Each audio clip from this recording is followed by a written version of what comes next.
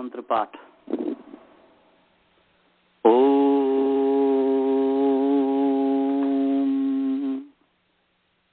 सहनावतु सहनौ भुनक्तु सह वीर्यं करवावहै तेजस्विनावधीतमस्तु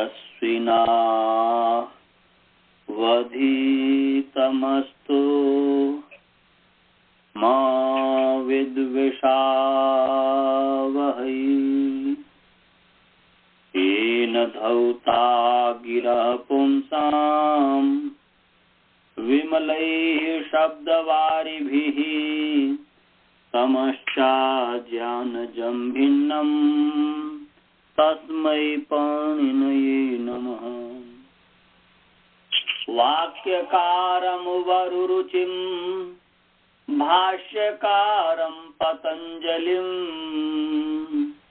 पाणिनि सूत्रकारं च प्रणतोऽस्मि मुनित्रयम्।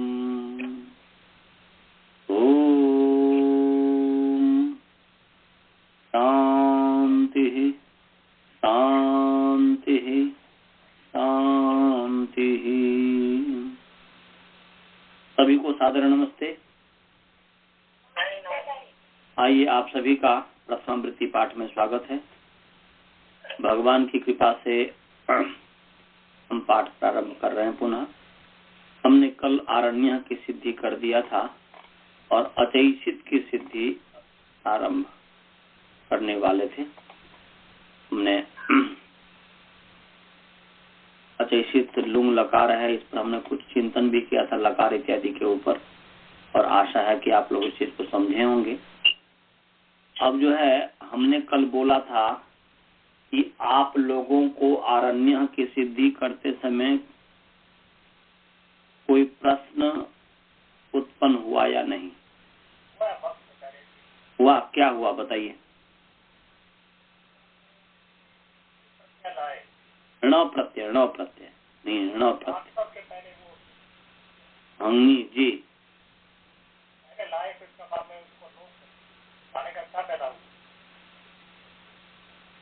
अच्छा ठीक है। इनका प्रश्न ये है कि भाई जब है अरण्य शब्द से नी लाए और फिर नी का लोप कर दिया तो क्या इसका फायदा हुआ? इसका उत्तर कौन बता सकता है? बहुत ही सरल प्रश्न है। इसका कोई, वसुधा जी आप बता सकती है, वासुदेवन जी, स्वाति जी, कोई भी बता सकते हैं? नमस्ते जी।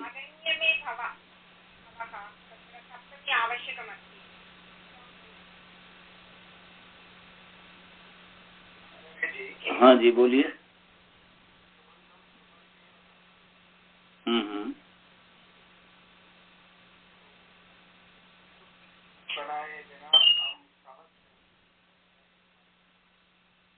वो तो समास है, समास ठीक है।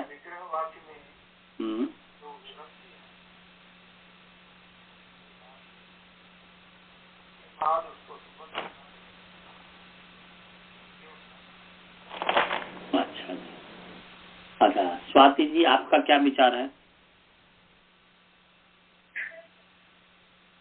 मुझे भी ऐसा ही लगता है। तो सुबह होना जरूरी है बनाने के लिए पहले। अनंत जी आप क्या समझते हैं? आचार्य जी प्रश्न समझ में नहीं आया मुझे। इन्होंने कहा है, राजभल्ला जी ने, कि आप अरण्य शब्द से सप्तमी विभक्ति एक वचन गी लाए जी, फिर गी का लोप कर दिए, तो फिर फायदा क्या हुआ गी लाने का? गी लाने का फायदा क्या हुआ? प्रश्न समझ में आ गया? हाँ। क्या लाभ क्या हुआ? जब लोप ही करना था, नी को जब लोप ही करना था, तो फिर जो है नी लाने की आवश्यकता क्या हुआ? ऐसे ही गी लाए बिना ही कर दीजिए, या गी लाने की आवश्यकता क्या है? पद संज्ञा नहीं होगी ना आचार्य जी? आचार्य जी हाँ पद संज्ञा करने के लिए तो प्रत्यय नी ये सुप्त लाना ही पड़ेगा ना। इसको पद संज्ञा कर रहे हैं यहाँ पे, अरण्य को पद संज्ञा करके लाभ क्या हो रहा है यहाँ पे? महोदय तद्धिता न भवति, तद्धिते श्वचामादेः न भवति।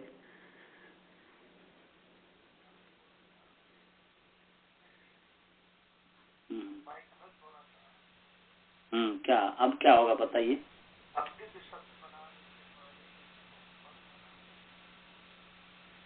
अच्छा,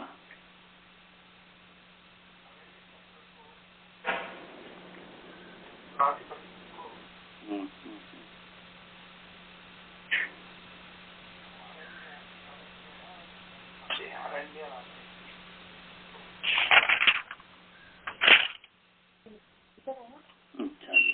और यहाँ पर बहन जी कौन है, क्या बोली है? तदित सुचमादे क्या बोल रही हैं आप? आचार्य नमस्ते, अहं शारदा वदामि। प्रायः तत्र भव न कुर्मः चेत् तद्धितसंज्ञा न भवति, तत् न भवति चेत् तद्धिते श्वचामादेः अपि न कर्तुं न शक्नुमः। मैंने यहाँ पर शारदा बहन जी ये कह रही है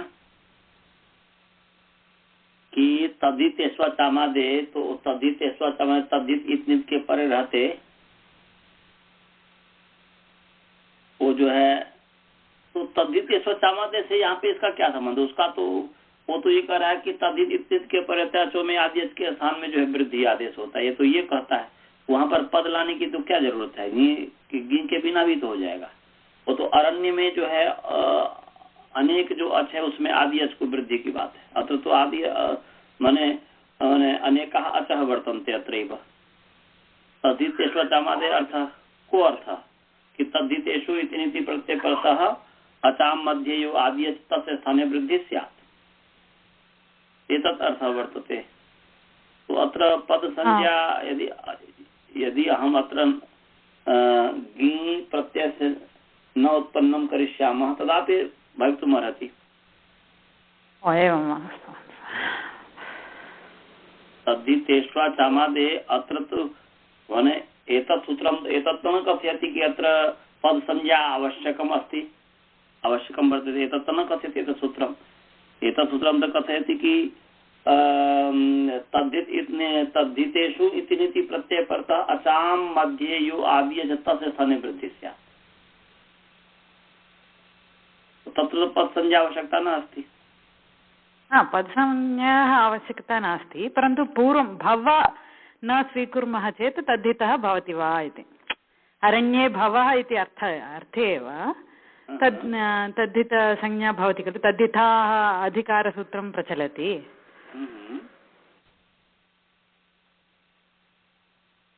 पूर्वं भवति वा, नी पूर्वमेव तद्धिता कर्तुं शक्नुमः वा इति। चलिए झेला के थोड़े थोड़े सब उत्तर दिए हमने। इस पर पहले बताया हुआ है। एक तो यह है कि एक सिद्धांत है सुबंता तहितोत्पत्ति, तद्धित उत्पत्ति सुबंत से ही हो सकती है, वैसे हो ही नहीं सकती। क्यों नहीं हो सकती?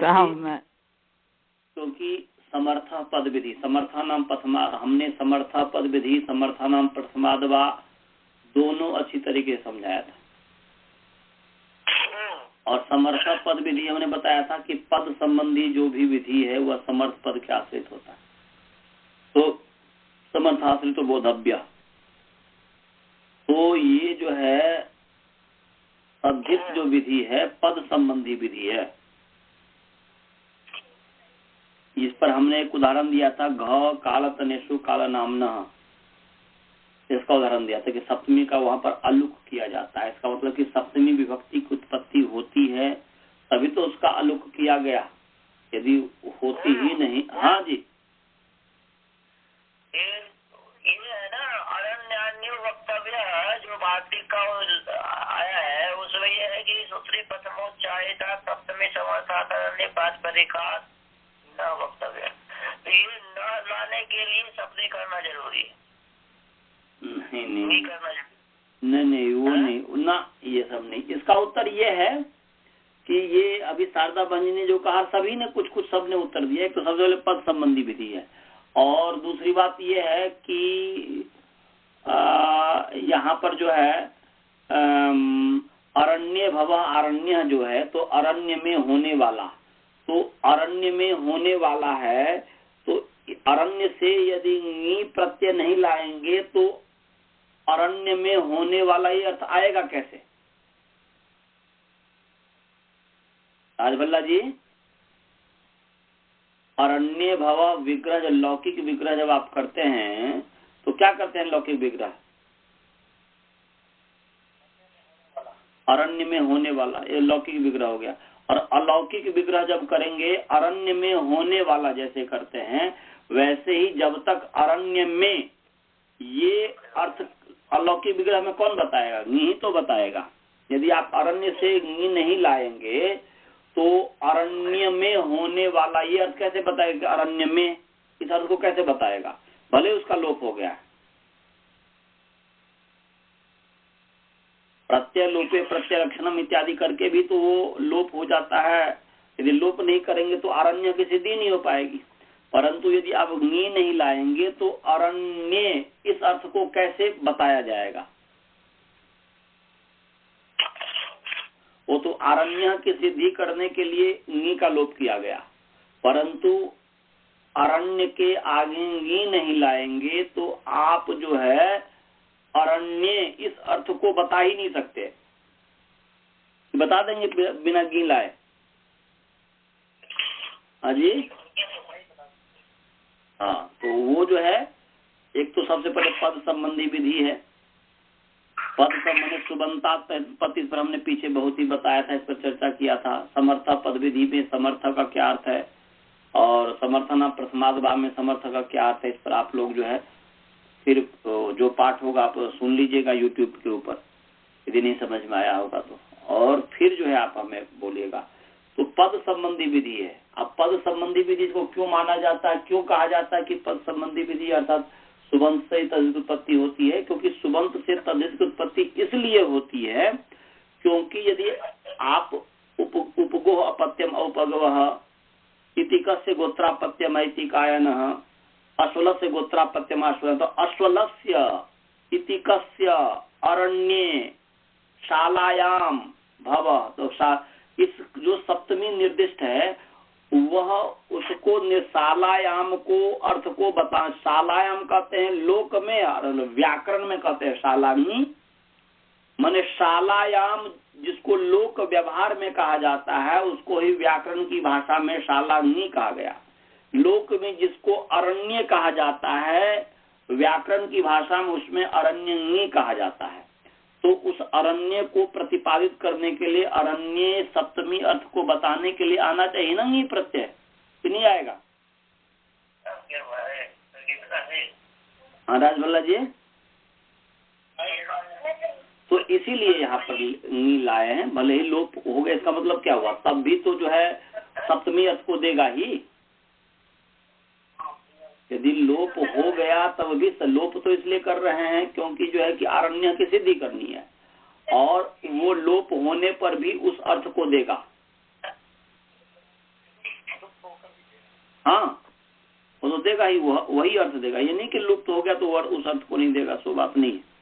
चलिए ठीक है, अच्छा है, सभी ने कुछ कुछ करने का प्रयास किया।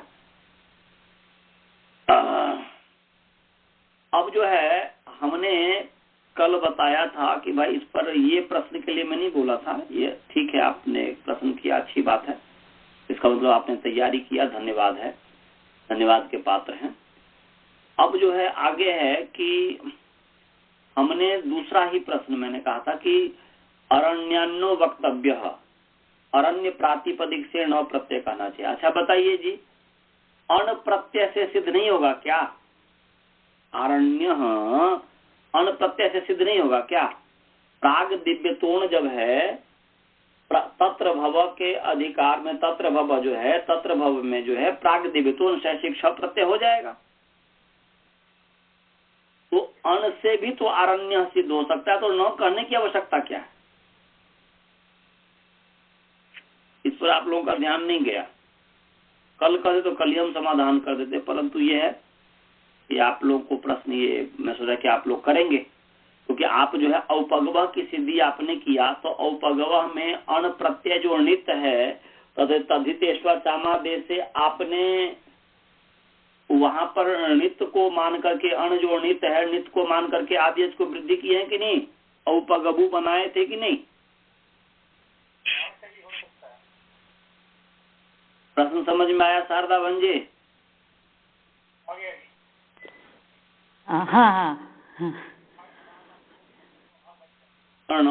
अण में भी न का लोप करेंगे और बचता है, और नौ में भी जो है नौ में भी नौ का लोप करेंगे तभी और बचेगा, तो फिर अंतर क्या है?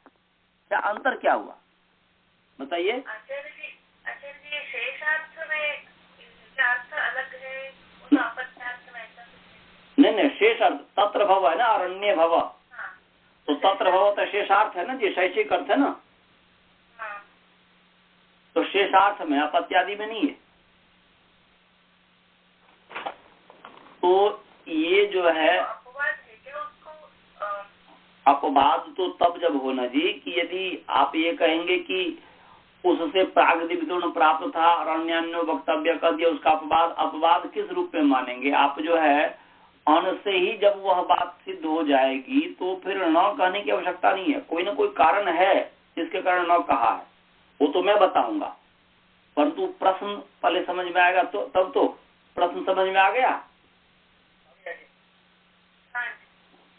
वसुधा जी आप समझे? आ गया जी। अनंत जी आप समझे? जी। भाई जी आप समझे?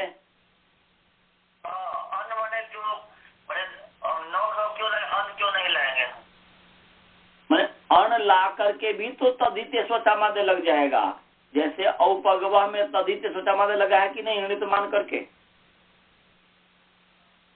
ऐसे ही अरण्यान्यो वक्तव्य से जो नौ प्रत्यय ला रहे हैं तब भी तो नौ को भी नित है, नौ की संज्ञा हुई चूटू से अ बचा, तो तदित्य स्वचामद नित्य को मान करके भी नौ ला करके नित्य को मान करके ही तो आदेश को वृद्धि कर रहे हैं, तो फिर अण से ही जब सिद्ध हो जाएगा तो फिर नौ लाने की क्या आवश्यकता है, क्या जरूरत है? अनंत जी आप समझ गए? जी समझ गए। वासुदेवन जी? हाँ जी समझ में आया। इसका कोई समाधान है आपके पास? आप किसी के पास हो तो बताइए, नहीं तो फिर हम समझाते हैं।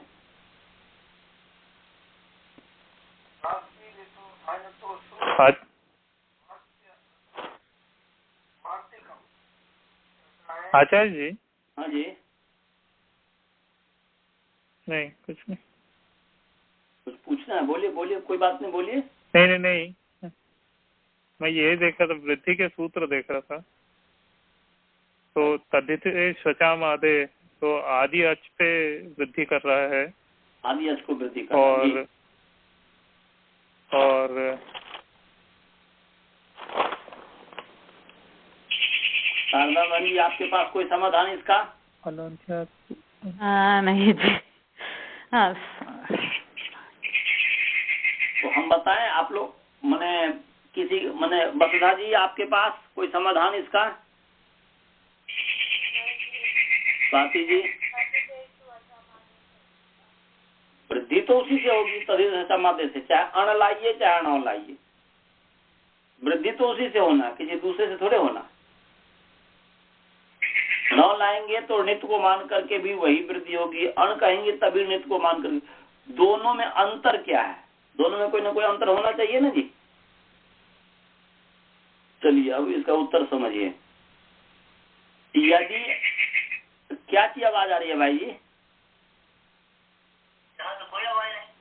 वहीं से किसी का फोन, किसी का वो म्यूट नहीं हुआ होगा आचार्य जी, स्काइप या कुछ म्यूट नहीं हुआ होगा। मुझे लगा कि गुरुकुल से चिड़िया उड़िया तो नहीं बोल रहा है? चिड़िया तो बोल रही है। हाँ वही चिड़िया बोल रही है, उसी का है। हाँ तो मैं बता रहा था, यदि अण प्रत्यय लाएंगे तब जो है स्त्रीलिंग में जो है आरण्य का जब स्त्रीलिंग होगा तो क्या होगा, आरण्य होगा या आरण्यी होगा, बताइए। अण लाएंगे, अण प्रत्यय लाएंगे तो आरण्य नहीं बन पाएगा, आरण्य नहीं बनेगा, जबकि आरण्य बनना चाहिए। यदि अण लाएंगे तो गिंप प्रत्यय हो जाएगा। गिंप कैसे हो जाएगा उसे देखिए, सूत्र निकालिए। सिद्धाणई द्वैसस दग्नई मात्र ठक ठई कहीं क्वरपा, निकालिए जी।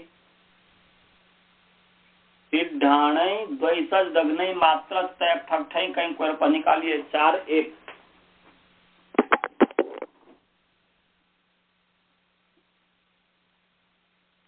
4-1 निकालिए। चौथा अध्याय पहला पाद का कितने नंबर सूत्र होगा जी? 15। 15वां 15। हाँ तो निकालो, 15 है। सिद्धाणई द्वैसस दग्नई मात्र ठक ठई कहीं क्वरप। हाँ 4-1 15 है। अभी निकाल लिए। अब इस सूत्र का जो अर्थ देखेंगे, सबसे पहले पदच्छेद करते हैं। सिद्धाणई द्वैसस दग्नई मात्र ठक ठई कहीं क्वरप। पकारांत, पकारांत पुंलिंग सिद्धाणई द्वैसस दग्नई मात्र ठक ठई कहीं क्वरप शब्द पंचमी विभक्ति एक वचन है। और तित ढ अण ऐ द्वैसस दग्नई मात्र ठक ठई कहीं क्वरप, ये सब प्रत्यय है। पहले समास कर लें। इत का अर्थ ट इत यस टित, जिसका ट इत है, जिसका इत ट है या जिसका ट इत है उसको टित कहेंगे।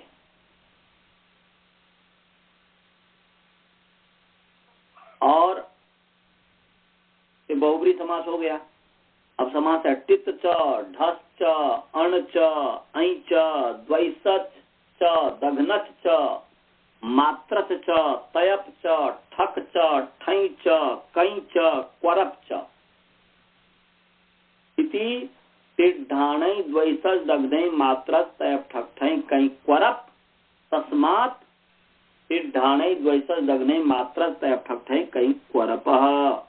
ये समाहार द्वंद्व समास हो गया।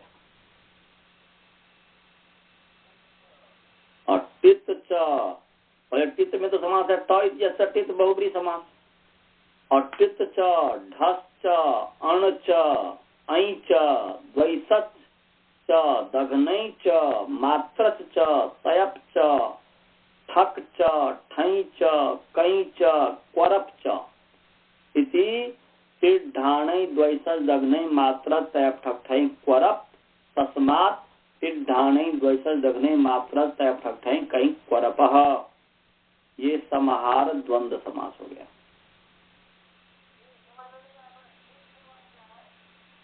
सूत्र में देखिए क्या चीज है, सूत्र में आप देखिए क्या चीज है। आप सूत्र नहीं देख रहे हैं, मेरे शब्दों को आप सुन रहे हैं।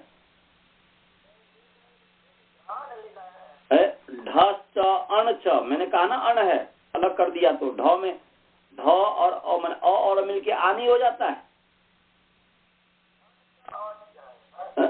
ढ ढस च ढ ढ है ढ ढ च अण च टित च ढस च अण च ढस च इसलिए कहा कि पद बना करके ही तो करेंगे ना, सब में च कर रहे हैं तो टित च हाँ हाँ द्वैसच ज च को ज हो गया, द्वैसच च हाँ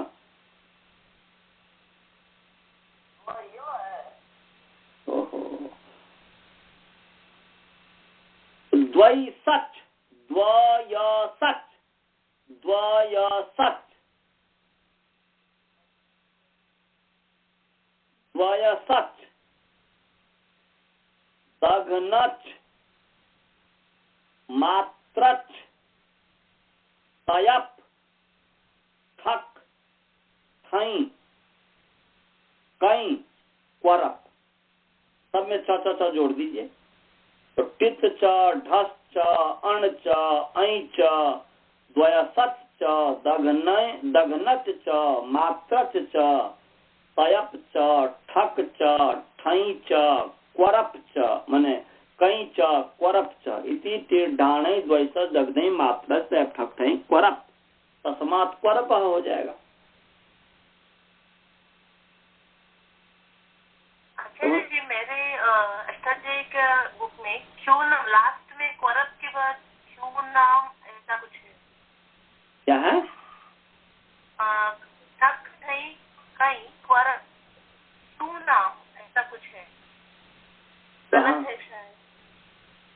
गलत ही होगा या पता नहीं, वार्षिक उर्तिक होगा, अलग से है क्या, उसके साथ जुड़ा हुआ है? नहीं, उसके साथ जुड़ा हुआ है, जैसे ठक ठई, ठक डैश ठई कई क्वरप क्यों नाम ऐसा है, ख वाला महाप्राण क्यों नाम ऐसा है। आप या तो उसको ये करके फोटो खींच करके मुझे ईमेल भेज दीजिएगा। मेरे पास वो स्वामी प्रहलाद गिरी वेदांत केसरी का है, चौखा का है सूत्र पाठ। अच्छा, हाँ तो भेज दीजिएगा मुझे।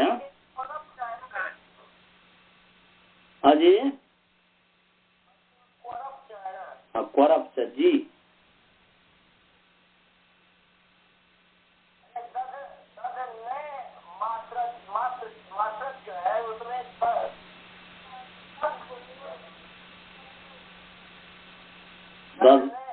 दस नहीं च,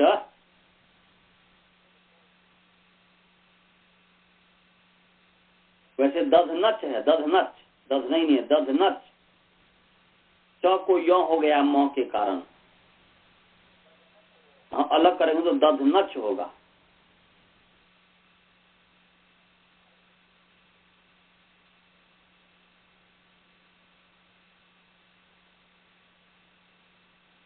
आचार्य जी मैं वो देखा तो चौखंबा वाला जो अष्टाध्यायी है उसमें क्वरपः करके लिखा है बस, टिड्ढाणै द्वयस्य दग्धै मात्रच तयप ठक्ठै कई क्वरपः। आगे बहन जी बोल रहे कि और कुछ लिखा हुआ है? नहीं, मेरे पास वही है चौखंबा वाला, उसमें नहीं है कुछ भी नहीं। चौखंबा वाले भी अलग अलग, प्रहलाद गिरी वाली बात प्रहलाद जी का बोल रही है वो। अच्छा तो, ये गोपाल शास्त्री दर्शनकारी का ही है उनका। हाँ तो वो जो है ना, वैसे क्वरपा ही है, उसमें देख लूंगा वो क्या लिखा हुआ है, क्योंकि हम तो यही पढ़े हुए हैं, याद किए हुए हैं, याद करते समय। तो उसमें कुछ होगा, उसमें कोई वार्तिक उर्तिक जोड़ दिया होगा, पता नहीं क्या जोड़ा होगा, लाएंगे तो फिर मैं उस पर विचार करके बताऊंगा। मैं पिक्चर भेजूंगी। हाँ पिक्चर भेज दीजिएगा। तो ये इतरेतर योग द्वंद हो गया है, और ऊपर से अनुवृत्ति आ रही है, अनुपसर्जनात् जो अधिकार सूत्र है इसके ऊपर, ये अनुपसर्जनात् की अनुवृत्ति आ रही है, और इनेभ्यो गीप से गीप की अनुवृत्ति आ रही है। समझ गए जी? ऋणेभ्यो नीप से नीप की अनुवृत्ति आ रही है, और इसी के ऊपर जो अनुपसर्जनात् है, इस अनुपसर्जनात् की अनुवृत्ति आ रही है। स्त्रियाम का भी अधिकार है, स्त्रियाम का भी अधिकार है। तो स्त्रियाम सूत्र है 413, तीसरा नंबर सूत्र है, उससे स्त्रियाम की अनुवृत्ति आ रही है। जी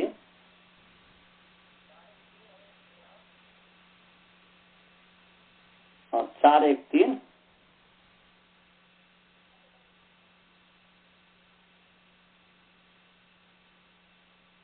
तो 413 और अजाद्य प्रस्ताव से अतः की अनुवृत्ति आ रही है 414 से। तो फिर एक बार मैं बोल रहा हूँ, स्त्रियाम 413 ये अधिकार सूत्र है, इसकी इसमें अनुवृत्ति आ रही है, अजाद्य प्रस्ताव से अतः की अनुवृत्ति आ रही है, ऋणेभ्यों से नीत की अनुवृत्ति आ रही है, और अनुपसर्जनात् जो है ये अधिकार सूत्र है, इसकी अनुवृत्ति आ रही है।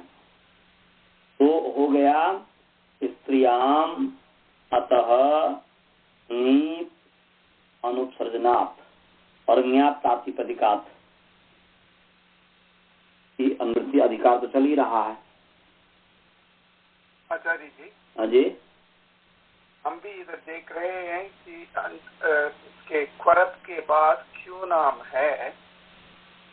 क्यों नाम काशिका में क्युन आढ्यंकरणी शुभम करणी। हाँ, तो वही मैं बोल रहा हूँ, को दिखाएंगे तो वार्षिक उसमें जोड़ दिया होगा, गलत से जोड़ा हुआ है।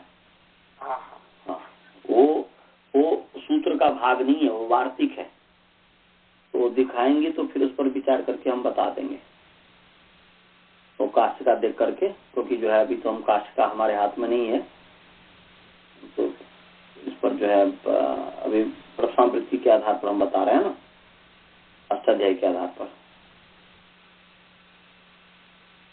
तो क्या बना, पूरा सूत्र क्या बना? स्त्रियां अब जो है मतलब स्त्रियां, फिर प्रातिपदिकात, यहाँ प्रातिपदिकात का भी तो अधिकार चल ही रहा है ना। तो गी आप तो जो है संबंध होगा तो बना लगाएंगे, तो नहीं लगाएंगे।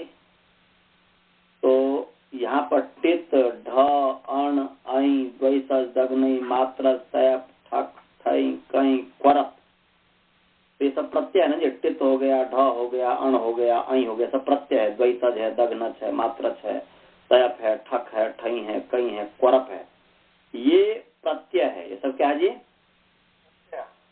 तो प्रत्यय होने से क्या हो जाएगा, क्या लाभ होगा? प्रत्यय ग्रहण, बोलिए। Very nice. प्रत्यय ग्रहणे तदंत ग्रहणम। आप बोला कि ये हमारे साथों की बहुत कुछ पढ़ा दिया हूँ। तो प्रत्यय ग्रहण, इसलिए टित का मतलब क्या हुआ? तिदंत। अण का मतलब क्या हुआ? अनंत। ढ का मतलब क्या हुआ? ढांत। तित माने टिदंत, ढ का मतलब ढांत, अण का मतलब अनंत, ऐ का मतलब अयंत, द्वैसज का मतलब द्वैसज, चंत, दघनच का मतलब दघनैचंत, मात्रच माने मात्र चंत, तयप माने तयपंत, ठक माने ठकंत, ठई माने ठयंत, कई माने कयंत, क्वरप माने क्वरपंत, माने सब में तुरंत विधि हो जाएगी। होगी कि नहीं होगी? होगी। हाँ, क्योंकि सब प्रत्यय है। भाई जी समझ में आ रहा है?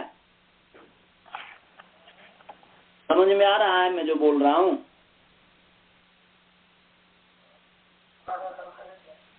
थोड़ा सा आ रहा है। मैं ये बोल रहा हूँ कि प्रत्यय ग्रहणे तदंत ग्रहणम, प्रत्यय का जहाँ ग्रहण हो वहां पर संधि विधि हो जाती है। तो टित ढ अण इत्यादि सब प्रत्यय है। ये सब क्या है जी? प्रत्यय है। तो तदंत विधि हो जाएगी ना। टित में टिदंत हो जाएगा कि नहीं? और ढ माने ढांत हो जाएगा कि नहीं? अण माने अनंत हो जाएगा कि नहीं? ऐ माने अयंत हो जाएगा कि नहीं? द्वैसज माने द्वैसचंत हो जाएगा कि नहीं? दघनच माने दघनचंत हो जाएगा कि नहीं? मात्रच माने मात्रचंत हो जाएगा कि नहीं? तयप में तयपंत होगा। ठक माने ठकंत, ठई माने ठयंत, कई माने कयंत, क्वरप माने क्वरपंत, सब में द्वंद्व विधि कर दीजिए। समझ गए? या सब प्रत्यय है तो प्रत्यांतेभ्य ऐसा कर दीजिए कि टित ढ अण ऐ द्वैसज दग्नई मात्र सैप ठक ठई कई क्वरप,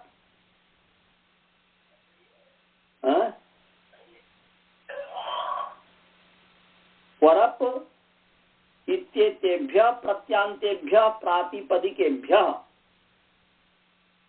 माने उस सबको एक साथ करके प्रत्यांतेभ्य कर दीजिए। अजी इसका जो अंतिम वाला है उसका अंत हो जाएगा, सही ना? हाँ, टिदंत, टित अंतावयव है जिसका, वो टिदंत, टिदंत हुआ प्रातिपदिक लिया जाएगा। तदंत विधि यहाँ पर जो प्रत्यय ग्रहण हुआ है प्रातिपदिक को मान करके भी विशेषण होने के कारण जो है उसमें तदंत विधि हो जाएगी। परंतु यहाँ पर प्रातिपद जब प्रत्यय ग्रहण तदंत ग्रहणम है ही तो उसी से क्यों न किया जाए। तो टिदंत अर्थ हुआ कि टिदंत प्रातिपदिक, ढांत प्रातिपदिक, अनंत प्रातिपदिक, द्वैस द्वैसजंत प्रातिपदिक ज कर दीजिएगा, क्योंकि मैंने गलत बोल दिया, द्वैसचंत नहीं होगा, द्वैसजंत हो जाएगा, क्योंकि वो च को ज हो जाएगा तंत्र विधि करेंगे तो। द्वैसजंत प्रातिपदिक, दघ्नजंत प्रातिपदिक, मात्रजंत प्रातिपदिक, तयपंत प्रातिपदिक, ठकंत प्रातिपदिक, ठयंत प्रातिपदिक, कयंत प्रातिपदिक, क्वरपंत प्रातिपदिक, ये हो जाएगा। सबको एक साथ कहे, द्वैसजंत तो ज हो गया ना, च को ज हो गया। द्वैसजंत, दघ्नजंत, मात्रजंत, तयपंत, ठकंत, ठयंत, कयंत, क्वरपंत, ऐसा कर दीजिए। या एक साथ करेंगे तो फिर प्रत्यांतेभ्य कर दीजिए, या प्रत्यांतात एक वचन में करेंगे तो टिड्ढ अण ऐ द्वैसज दघ्न मात्र तयप ठक ठय कई क्वरप इत्येतेभ्य प्रत्यांतेभ्य, या इत्येतस्मात् प्रत्यांत, ये प्रत्यांत जो है इति प्रत्यांतात, इत्येतस्मात् प्रत्यांतात प्रातिपदिकात, और उसमें अदंत भी जोड़ देना है, क्योंकि अतः की व्यंगति आ रही है, तो अदंत में अत में तो प्रातिपदिक के कारण हो गया, क्योंकि प्रातिपदिक अदंत जो अतः जो विशेषण है, प्रातिपदिक जो विशेष है, इसलिए अदंतेभ्य या अदंतात प्रातिपदिका, एक वचन में करेंगे तो अदंतात प्रातिपदिका, बहुवचन करेंगे तो अदंतेभ्य प्रातिपदिकेभ्य। तो पूरा अर्थ हो गया, टित ढ अण ऐ द्वैसज दघ्न मात्र तयप ठक ठय कई क्वरप इत्येतेभ्यः प्रत्यांतेभ्यः अदंतेभ्यः प्रातिपदिकेभ्यः, और साथ साथ अनुत्सर्जन भी है तो अनुत्सर्जनेभ्यः भी जोड़ देंगे। माने उपसर्जन और अनुपसर्जन, उपसर्जन का मतलब होता है गौण और अनुपसर्जन का होता है मुख्य। अनुपसर्जन माने मुख्य प्रातिपदिक होना चाहिए, गौण नहीं होना चाहिए। तो माने इत्येतेभ्यः प्रत्यांतेभ्यः अनुपसर्जनेभ्यः अदंतेभ्यः प्रातिपदिकेभ्यः, ये पूरा जुड़ जाएगा। हाँ, प्रत्यांत इत्येतेभ्यः प्रत्यांतेभ्यः अनुपसर्जनेभ्यः अदंतेभ्यः मन अकारांतेभ्यः, अदंत मन अकारांत, अकारांतेभ्यः अदंतेभ्यः प्रातिपदिकेभ्यः स्त्रियां गीत प्रत्ययो भवति, स्त्रीलिंग में गीत प्रत्यय होता है। स्त्रीलिंग में क्या होता है जी? नीप प्रत्यय होता है। तो यहाँ पर अब प्रसंग में अपने आए, यहाँ प्रसंग में कि हमने कहा था कि अरण्य शब्द से यदि आप अण प्रत्यय लाएंगे, अण से आरण्य की सिद्धि तो हो जाएगी, ठीक है, परंतु स्त्रीलिंग में आरण्य बनने लग जाएगा, जबकि आरण्य अशुद्ध शब्द है। स्त्रीलिंग में बनना चाहिए आरण्या। क्या बनना चाहिए जी? माला जैसे बनते हैं वैसे आरण्या, क्योंकि है कि आरण्या सौम्नसः। जब आप अमर कोश इत्यादि देखेंगे, शब्द कल्प द्रुम इत्यादि देखेंगे, या काच का भी देखेंगे, तो आपको पता चल जाएगा कि अरण्यान्यो वक्तव्य का जो उदाहरण दिया है, आरण्या सौमनसः, माने अरण्य में होने वाला जो पुष्प है, फूल है, उसका नाम है आरण्या। उसका नाम क्या है जी? आरण्या। आरण्या सौमनसः, ऐसा है, आरण्या सौमनसः। अरण्य में, जंगल में होने वाला जो पुष्प है उसको आरण्या कहेंगे। तो स्त्रीलिंग विशिष्ट जो होगा, तो कहने का अभिप्राय है कि जब स्त्रीलिंग बनाएंगे आरण्य का, तो वह यदि आप अण प्रत्यय लाएंगे तब आरण्य न बन करके आरण्य बनेगा, क्योंकि अनंत प्रातिपदिक हो, क्योंकि अण प्रत्यय लाएंगे तो अनंत होगा कि नहीं आरण्य।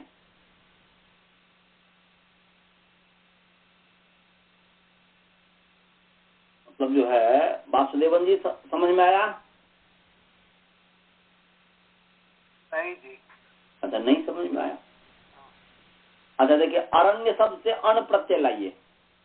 वो तो आरण्य बन जाए, आरण्य बन जाएगा। बन गया अरण्य, अभी विसर्ग मत लाइए, आरण्य बन जाएगा। अब आरण्य जब बनेगा तो अब जब स्त्रीलिंग में जब करेंगे तो आरण्य अण प्रत्यांत है कि नहीं? अण प्रत्यय जब लाएंगे तो अण प्रत्यांत हो गया कि नहीं आरण्य? तो अण प्रत्यांत जब हो गया तो ये टित ढाण ही कह रहा है कि अण, इसमें टित टित ढ अण, अण प्रत्यांत अकारांत जो प्रातिपदिक है उससे अनुत्सर्जन अकारांत प्रातिपदिक से नीप प्रत्यय होता है, तो अभी आरण्य हो जाए। हाँ, आरण्य बन जाएगा, जो कि अब अशुद्ध है, गलत है। बनना चाहिए आरण्या। क्या बनना चाहिए? अरण्य। आरण्य।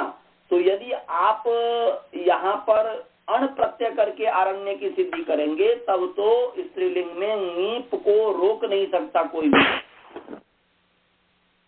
और जब ण कर दिया तब तो अनंत है नहीं, इसलिए नीप नहीं होगा, इसलिए अजाद्य ताप से ताप हो जाएगा और आरण्य बन जाएगा। अब समझ में आया? अब समझ में आता। स्वाति जी आप समझ गई? हाँ जी। हाँ वसुधा जी? जी समझ लिया जी। और ये शारदा जी? हाँ जी समझ लिया। अनंत जी? आ गया आचार्य जी। आ गया। राजभल्ला जी आपको आया? क्रिस्टल क्लियर हो गया जी। क्या चीज? Crystal clear. क्रिस्टल क्लियर मैंने क्या हुआ इसका मतलब? बहुत अच्छी तरह से समझ आ गया, जैसे क्रिस्टल क्लियर होता है ना, बिल्कुल। अच्छा। क्रिस्टल माने वो जो क्रिस्टल जो होता है, वो जो हीरा की या कुछ जो होता है, कोई दोष नहीं होगा क्रिस्टल में। अच्छा, समझ गया। स्फटिक मणि जो हो गया जैसे होता है। जी समझ। भाई जी आप समझ गए? हाँ, तो ये इस चीज को ध्यान में रखना है। इसलिए मैं कल बोला था कि भाई कोई प्रश्न इस पर उत्पन्न हुआ कि नहीं, क्योंकि अन्न से भी तो शुद्ध हो जाएगा, तो फिर जो है न कहने की क्या आवश्यकता, तो न कहने की आवश्यकता है। इसलिए क्योंकि आरण्य न बन करके आरण्या बने, आरण्या सौम्नसः, आरण्या बहुवचन, आरण्या सौम्नसः ऐसा दिया हुआ है वहाँ पे, आप देख लीजिएगा। काशिका भी आप देखेंगे तो समझ में आ जाएगा। ये प्रथमा वृत्ति का विषय था, ये काशिका का विषय नहीं था, इसलिए मैंने प्रथमा वृत्ति में बताया है। ये नहीं समझेगा ये काशिका का विषय है। चलिए जी अब आगे चलते हैं। आगे जो है अतैषित, अतैषित की जो सिद्धि है, अतैषित को मैं बताया था कि सामान्य लुंग है, तो उसने चुना, ये कभी चुना हो, कल परसों कभी भी चुना हुआ हो कोई बात नहीं, परंतु सामान्य रूप से अतैषित माने उसने चुना, आज भी चुन सकता, कभी भी चुना जा सकता। उसमें ये नहीं दिया कि कल चुना थी आज चुना, बस उसने चुना। तो सामान्य जो भूत होगा तो उसमें जो है लुंग लकार का प्रयोग होता है। तो अब इस अतैषित में जो धातु है चीय धातु है। क्या धातु है जी? चीय। चीय चयने क्या धातु है? चीय चयने, चयने अर्थ चीन धातु भवती, और ये स्वादि गण की धातु है। किस गण की है? स्वादि। जो 10 गण है, भाज्यदादि जो त्यादि देवादि स्वादि रेव च तुदादिश्च रुधातिश्च तनादि क्रींचुरादय, उसमें स्वादि गण है। और धातु जो है अनुदात्त है। धातु क्या है जी? अनुदात्त होने से लाभ क्या हुआ? कोई बता सकता है? कितना बार हमने बताया है? नहीं आगम होगा, पिट का आगम नहीं हुआ, नहीं होगा तो अनिट हो जाएगा। अनिट हो गया। क्या हो गया जी? माने सेट नहीं है, अनिट है, अनुदात्त है, अनिट है। और इसमें य की संज्ञा है। किसकी संज्ञा है जी? य। तो इत होने के कारण ये उभयपदी है। इत चौथा जो इत होने के कारण ये उभयपदी है। तो फिर मैं बोल रहा हूं, ये स्वादिगण की धातु है, अनुदात्त है अर्थात अनिट है, और ये उभयपदी है। स्वरित कर्तृभिप्राय क्रियाफले जो आगे पढ़ेंगे, तो ये इत होने के कारण जो है उभयपदी है। तो आइए, चीय हो गया, चयन अर्थ में, चुनने अर्थ में चीय। तो उपदेश अवस्था में ही हम जो है इसकी संज्ञा कर दे हलंत्यम, उपदेश से अंत्यम हलित स्यात्, उपदेश में अंतिम हल की संज्ञा होती है। और तस्य लोप, तस्य तो लोप स्यात्, अदर्शनम लोप प्रसक्त स्यादर्शनम लोप संयम स्यात्। तो यहाँ पर यों का लोप हो गया, यों की संज्ञा हुई और तस् उसका लोप हो गया, तो बच गया ची। क्या बच गया जी? ची। अब ची जो बच गया, इसकी अब धातु संज्ञा करेंगे। भूवादयो धातवः, भूवादयो धातव। भाई ये समझ में आ रहा है? हाँ, तो भूवादयो धातव। जल्दी तो मैं नहीं बोल रहा हूँ ना, धीरे धीरे ठीक है ना, गति ठीक है ना? हाँ, तो भूवादयो धातवः, इससे ची की धातु संज्ञा हो गई। भू प्रभृतयः वा सदृशा शब्दाः धातवः भवन्ति। इस पर हमने बहुत ही अच्छे तरीके से बताया हुआ है। भू इत्यादि वा जैसे शब्दों की धातु संज्ञा होती है। आदि शब्द जो है भूवादयः, वाक्य में जो आदि जुड़ा हुआ है, आदि दो तरीके के होते हैं। एक प्रवृत्ति वचन और एक जो है प्रकार वचन, माने व्यवस्थावाची और प्रकारवाची।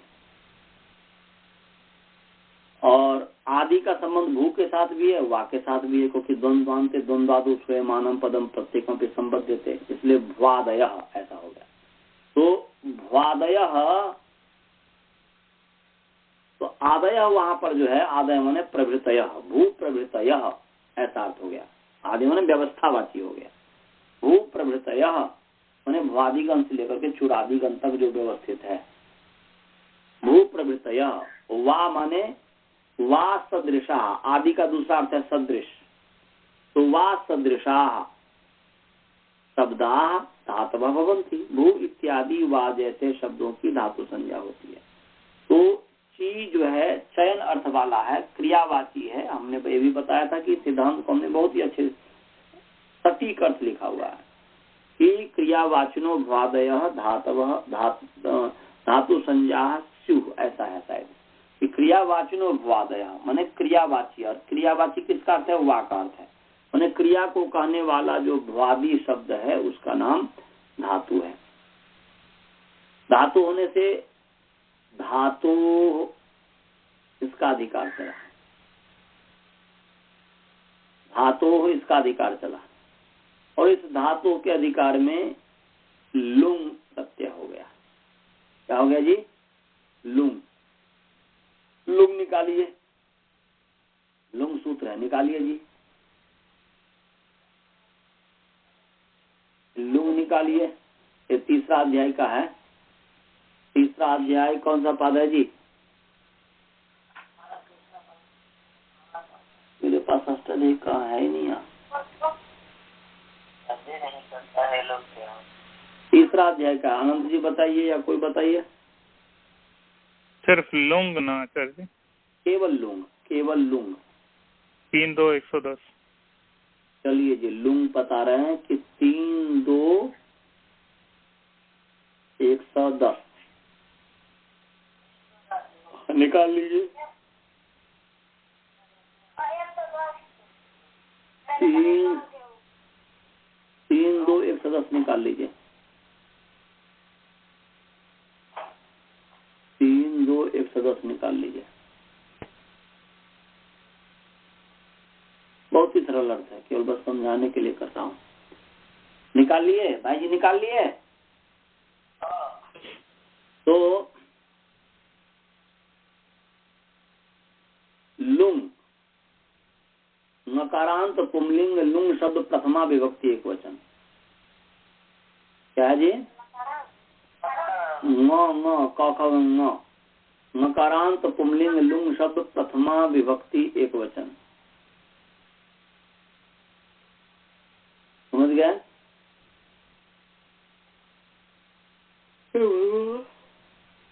तो लुंग और धातु का अधिकार तो चल ही रहा है, धातु है, लुंग है, और इसके ऊपर सूत्र है 3-2-84 नंबर सूत्र है, 84 नंबर सूत्र है, भूते या आसपास का सूत्र होगा, देख लीजिए। हाँ, भूते, इस भूते की अनुवृत्ति आ रही है, इस भूते की भी इसमें अनुवृत्ति आ रही है। समझ गया जी? जी। और प्रत्यय परस्ता का अधिकार तो है, ये तो क्या हो गया, धातो भूते प्रत्यय परश्च, या अष्टध्यायी क्रम चलेंगे तो प्रत्यय परश्च पल है, प्रत्यय परश्च धातो भूते, ये हो गया, लुंग है ही। अब जो है अन्वय कीजिए, पहले पहले कौन सा जो है जी, पंचमी, पंचमी, उसके बाद सप्तमी, पंचमी। हाँ, तो पहले सप्तमी लीजिए। तो भूते अर्थे वर्तमान अर्थ, हालांकि संस्कृत में तो कहीं पर भी रखो अर्थ वही देगा, वो तो शुरू में जो है सिखाने के लिए ऐसा है कि भूते अर्थे वर्तमानात् धातोः लुंग प्रत्यय परश्च भवति, या भूते अर्थे वर्तमानात् धातो परः लुंग प्रत्यय भवति। याद करेंगे जी, भूते अर्थे वर्तमान, भूते अर्थे वर्तमानात् धातो, भूत अर्थ में धातु वर्तमान होना चाहिए, भूत जो है विशेषण है धातु का। भूते अर्थे वर्तमानात् धातो लुंग प्रत्यय परश्च होते, भूत अर्थ में जो वर्तमान विद्यमान धातु है, तो भूतकाल अर्थ में वर्तमान जो धातु है उससे लुंग प्रत्यय होगा। लुंग तो भूत अर्थ का प्रकाशक है, उसको ये है, वैसे धातु माने क्रिया ही तो भूत भविष्य वर्तमान होता है, तो इसलिए भूत अर्थ में जो वर्तमान धातु होगा उस धातु से परे लुंग प्रत्यय होता है। तो भूते अर्थे वर्तमान धातु परः लुंग प्रत्ययो भवति। लिख लिए भाई जी, भूते अर्थे वर्तमान धातु मैंने भूते अर्थे वर्तमान धातु परः लुंग प्रत्ययो भवति, या लुंग प्रत्यय भवति, संधि तोड़ देंगे तो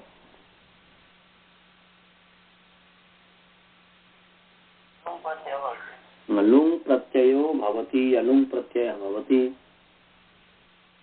तो भूत अर्थ में वर्तमान जो धातु से परे लुंग प्रत्यय होता है, तो यहाँ पर अचैषित जो है भूत है, इसलिए भूत अर्थ में वर्तमान ची धातु से जो है यहाँ पर लुंग प्रत्यय होगा, तो लुंग प्रत्यय परश्च हो गया, तो ची लुंग हो गया। क्या हो गया जी?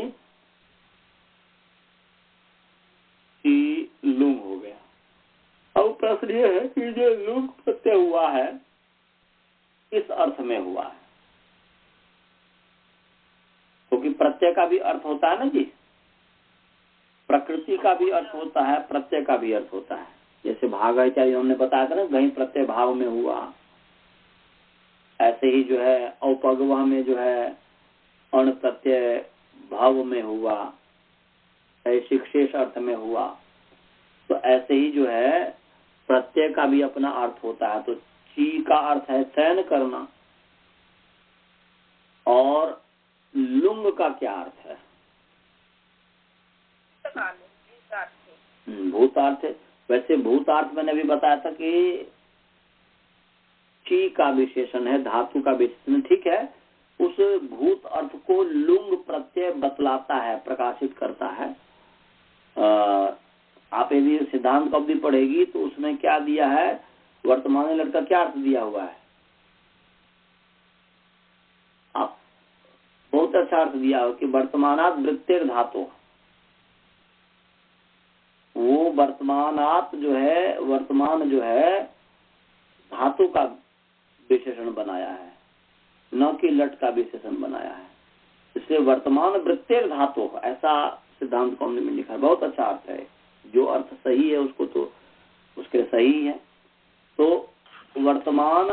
वर्तमानात वृत्तेर धातु या वर्तमानात वृत्तेर धातु, माने वर्तमान अर्थ में वर्तमान जो धातु है, वर्तमान अर्थ में जो वृत्त धातु है, विद्यमान जो धातु है, उससे लट प्रत्यय होता है। ऐसे ही यहाँ पर है, भूते अर्थे वृत्तेर धातु, माने भूते अर्थे वर्तमानात धातु, यह हो जाएगा।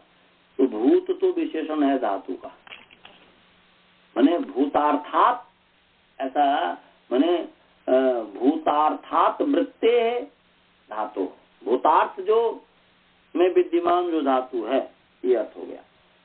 परंतु उस भूतार्थ को लुंग प्रत्यय प्रकाशित कर रहा है, तो ठीक है, परंतु यहाँ पर लुंग और किस अर्थ में आया है, और किस अर्थ में हो सकता है?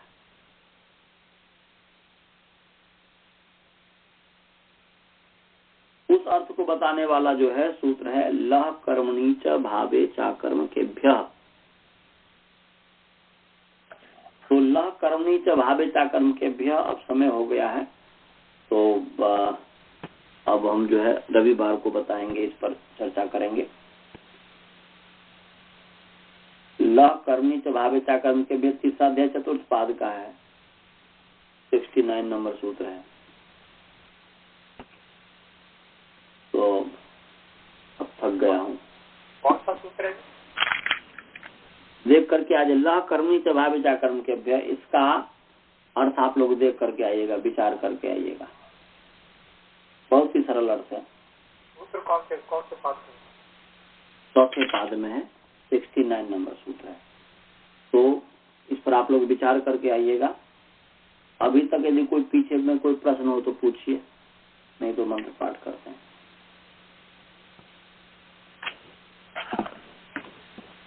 मंत्र पाठ करें जी। ओम पूर्णमदः पूर्णमिदं पूर्णात् पूर्णमुदच्यते पूर्णस्य पूर्णमादाय पूर्णमेवावशिष्यते। ओम शांति।